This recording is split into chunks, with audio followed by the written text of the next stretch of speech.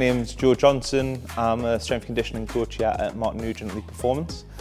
So pre-season gives us an ideal opportunity to look to work on strength, because strength is the basis of sort of all other performance metrics like speed and power that's required for being highly successful within football. Strength also links to sort of injury prevention and reduction in injury rates that we'll see across football. So in season it's very difficult to look to build on strength because we're constantly looking to peak within a week for game days, high training days sort of thing, and strength's normally the one thing that sort of falls by the wayside because obviously the technical, tactical side of things is so important. So in pre-season it gives us sort of a unique opportunity to build on any sort of weaknesses that might have been identified in the season just gone. We utilise BFR especially on day 2 of camp because, as I mentioned, it's an extensive day, but it's not the biggest day in terms of strength development and the day which is going to cause the most fatigue. So whilst we want to load the players and we really want to push them, we want to do so without causing a high level of fatigue because we've still got 3 days left of camp. So if we went really big today and say we didn't utilise BFR, the stuff we're asking lads to do, it's going to be high external load on, so you'd be seeing barbell back squats that are really weighted heavy, which can cause a huge amount of fatigue. So the players would then come in the next day feeling really domsy. It can put them at a state of injury risk because of that DOMS. So we'll start off, all the lads will come in, they'll go on the bike, they'll go through some mobility stuff. We'll introduce BFR at that point because obviously it can have some implications on mobility, range of motion, and help with recovery if anybody's feeling stiff after doing a longer mass run yesterday. After the warm-up, we'll go into like a movement prep phase is how we describe it. So we've got a little bit of testing still to do so we can get a DSI score using a mid-thigh pull and a counter movement jump. We'll combine these in 2 sessions to give a DSI, which is a dynamic strength index. This helps to sort of personalise the training a little bit more. Whilst research is a bit conflicted on it, it is a good measure to show is somebody lacking in strength or is it more sort of speed-based movements they need to work on. So this helps to inform our training moving forward. So we use that in the movement prep because it's one of the lower phases. So we'll go a mid-thigh pull using the valid force plates to get some unilateral strength metrics on both sides. We'll then also use a banded Spanish squat. So the way we do a banded Spanish squat, rather than being around singular legs, we do it around both. We see that gets a lot more abduction strength in there, which is really important from an injury prevention point of view, whilst also helping to load patella tendons, which is really good for knee health moving forward. And then as well as that, what we'll do is use a soleus bridge. We'll utilise BFR through the Spanish squat and the soleus bridge, so it will mean sort of deviating from protocol in terms of we will be unstrapping for the mid-thigh pull, but because it's a prep phase, we're not too worried about the sort of accumulation and building the strength at that point. It's more about priming the muscles ready for the session ahead. And then from there we'll go into a plyometrics block.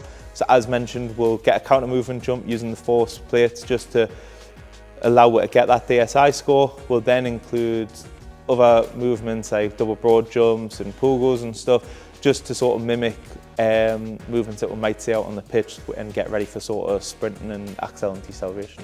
After we've been through the plyos, been through the movement prep and the warm-up and stuff, we'll then go into the main strength phase of the training. So as I've mentioned, it's not the biggest day because we're going to use a Friday as that because it means we've got 2 days of nothing for the lads, so it means that they've got plenty of time for recovery.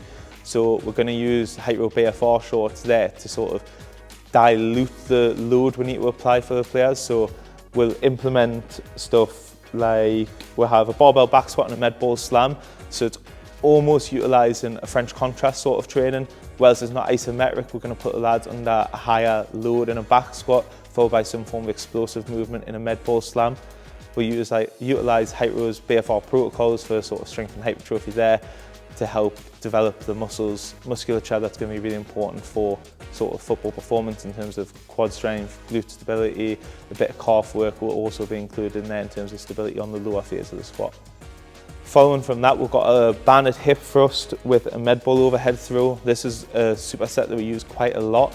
So we'll be using BFR in here, but it's almost like a accumulation training this one. So it's like higher sets in it and higher reps in it. So whilst we're using BFR's protocol and Hytro's protocol for strength development, we also sometimes push it that little bit further for them and ask the lads to complete a few more sets and reps in it. Because it's banded as well, it means there's not a high level of load on it, but the sets and reps allow it to really develop some like muscular endurance there, as well as sort of strength development there.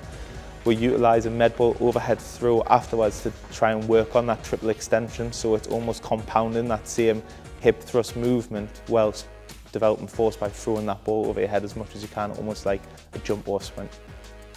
And then after that, we'll go into hamstring slide. So yes, it's a really tough exercise looking at sort of eccentric hamstring strength. So we'll utilise BFR there, utilise the sort of Hytro protocols there to make it a little bit tougher, but it's not under external load, so it is a body weight movement. But utilising BFR just helps to really push that a little bit further along and really test the lads here. We're utilising an eccentric hamstring because it can be really important in terms of deceleration capacity and how a player stops and changes direction. We're really big on deceleration here, so if we can teach a player how to decelerate and the muscles involved in deceleration, that's really good for us, and that's something we'll really push for, so then it can then be shown out on the pitch.